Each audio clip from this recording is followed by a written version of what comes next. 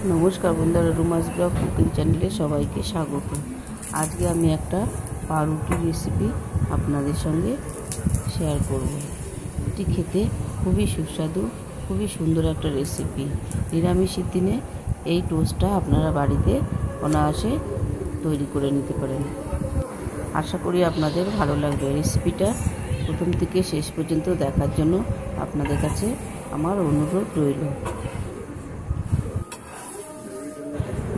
ভালো লাগলে চ্যানেলটিকে সাবস্ক্রাইব করবেন, পাশে থাকা বেল আইকনটিকে প্রেস করবেন। এবার চলুন দেখে নেওয়া যাক রেসিপিটি আমি কিভাবে তৈরি করি। এখানে আমি 4 পিস পাউরুটি নিয়ে নিয়েছি। পাউরুটিটা মাঝ বরাবর আমি কেটে নিয়েছি। কেটে এখানে এরকম ভাবে টুকরো টুকরো করে কেটে নিয়েছি। আর নিয়েছি এখানে 3টে টমেটো। টমেটো আর পাউরুটিটা দিয়ে আমি আজকে এই টোস্টটা তৈরি করব। টমেটোগুলোকে আমি এখানে মাঝখান থেকে চিড়ে নেব। চিড়ে নিয়ে আমি ছোট ছোট টুকরো করে টমেটোগুলোকে কেটে নেব।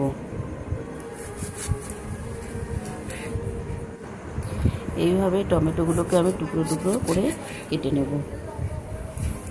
কেটে ছোট ছোট টুকরো হয়ে যাবে, তাহলে মিক্সিতে দিয়ে পেস্ট করতে সুবিধা হবে।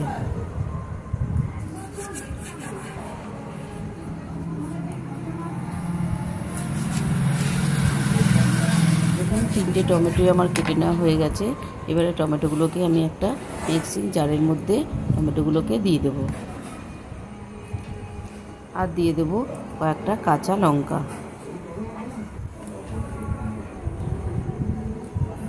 কাঁচা লঙ্কাটা দিয়ে দেওয়া হয়ে গেছে। এবার আমি ঢাকনাটা দিয়ে একটা মিহি পেস্ট তৈরি করে নেব। দেখুন মিহি একটা পেস্ট তৈরি করে নিয়েছি। আমি অন্য একটা পাত্রের মধ্যে এই পেস্টটাকে ঢেলে নিয়েছি।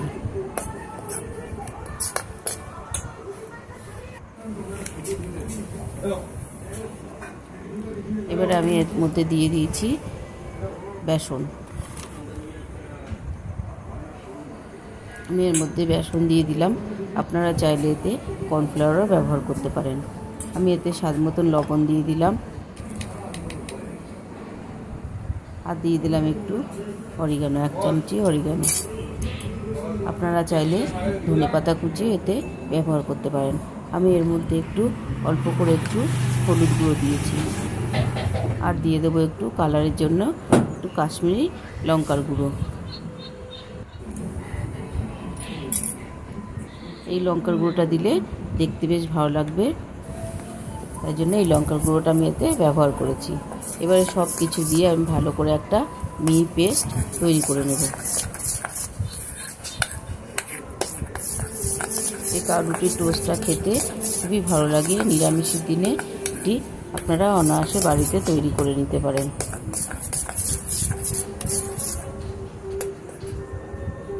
দেখুন পেস্টটা আমার তৈরি করে নেওয়া হয়ে গেছে। আমি এর মধ্যে কিছু কারি পাতা এবারে কুচিয়ে আমি এর মধ্যে দিয়ে দেব। আপনারা চাইলে এতে ধনে পাতা বা পুদিনা পাতা ব্যবহার করতে পারেন।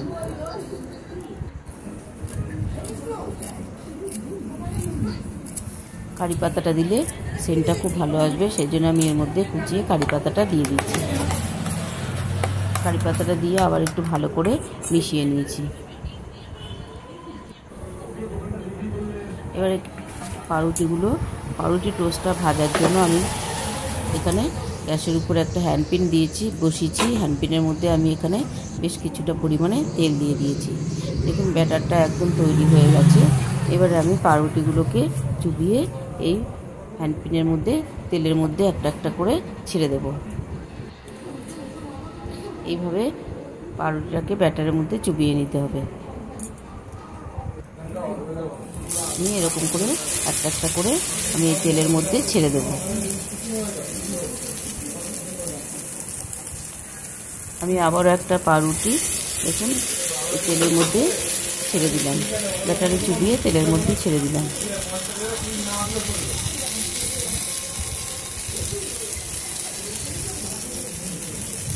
এইভাবে আমি পাউরুটিগুলোকে এপিট ওপিট করে ভেজে নেব, লাল লাল করে একটু ভেজে নেব।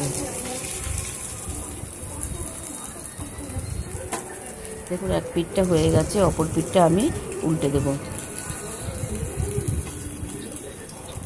কত সুন্দর দেখতে হয়েছে এই নিরামিষ পাউরুটি টোস্টটা, খেতেও তেমনি খুবই ভালো হবে। ভিডিওটি যদি ভালো লাগে লাইক করবেন, শেয়ার করবেন, কমেন্ট করবেন, প্লিজ চ্যানেলটাকে সাবস্ক্রাইব করবেন। তৈরি হয়ে গেছে আমার নিরামিষ পাউরুটি টোস্ট।